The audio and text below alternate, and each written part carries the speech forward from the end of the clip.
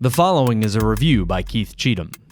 The search for originality continues as the year still offers up franchise film after franchise film. We at Red Moon have made it abundantly clear that not only are we tired of rehashes, but have grown weary of beloved franchises being warped to fit agendas that leave the IPs we love parodies of themselves. That said, this weekend's big release is Inside Out 2, managing to conquer the box office with the biggest opening weekend of the year so far. With some promising word of mouth, we haven't written off the movie entirely, and our thoughts on Inside Out 2 will be forthcoming. But this week we chose a film not burdened by franchises and mega studios with not-so-hidden agendas that has been generating fantastic word of mouth and buzz on Netflix, Hitman. Loosely based on an article appearing in Texas Monthly back in 2001 about a real-life Houston college professor who held a side job as an undercover mole for the local police department, where he would pose as a hitman to help catch and arrest anyone attempting to place a hit on former lovers, friends, and enemies. Directed by Richard Linklater, director of Dazed and Confused and Boyhood, the film Hitman changes its setting from Texas to New Orleans, and Gary, a humble, unassuming professor, is played by the charismatic Glenn Powell, made up to look as nerdy as possible before his transition to suave undercover hitman. Like most Hollywood films where the nerd becomes the dashing or gorgeous protagonist, Glenn Powell is anything but an unattractive nerd. That said, his performance is as charming and humorous, exactly what you want from a leading man in an action rom-com.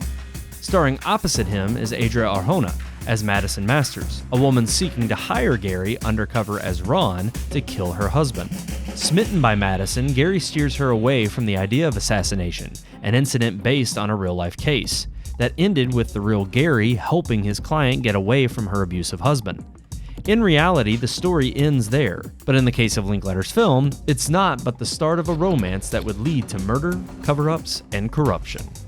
When I said loosely based on the real life of Gary Johnson, it should be noted that the film is really inspired by the idea of Gary, more so than his real life time as a fake hitman. While a montage of cases play out on film, all based on real cases Gary took, alongside Gary's initial demeanor as presented on film, not much of the movie is based on anything that really happened. The movie even mentions this in the credits, when the real-life Gary is shown, acknowledging him as a teacher, war veteran, Buddhist, and completely uninvolved with any murders. As the credits say, they made that part up. While the movie is meant to be a lighthearted, fun action romance, full of humor and charming banter, I'm more or less okay with it being mostly fictional. As stated, Powell is a solid leading man who is fun to watch.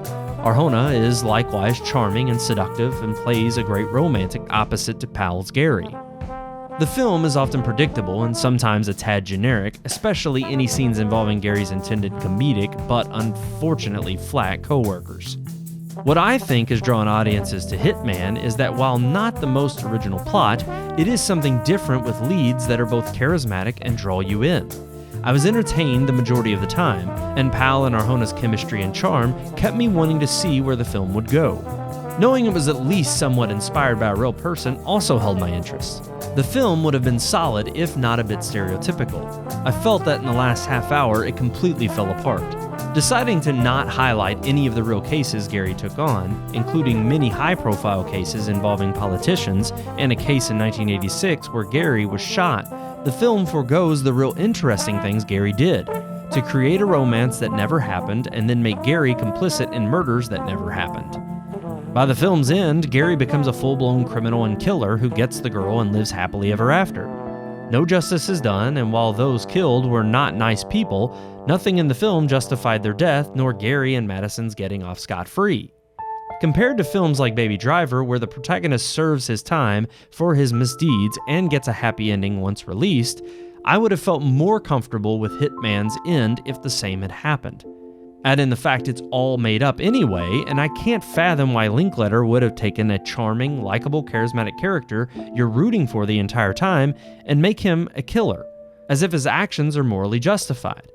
Ultimately, I enjoyed the majority of Hitman, but with some minor issues scattered throughout leading to a major issue at the climax, I can recommend it for at least a watch, but I'm left unsatisfied overall. I give Hitman 2.5 out of 4 stars.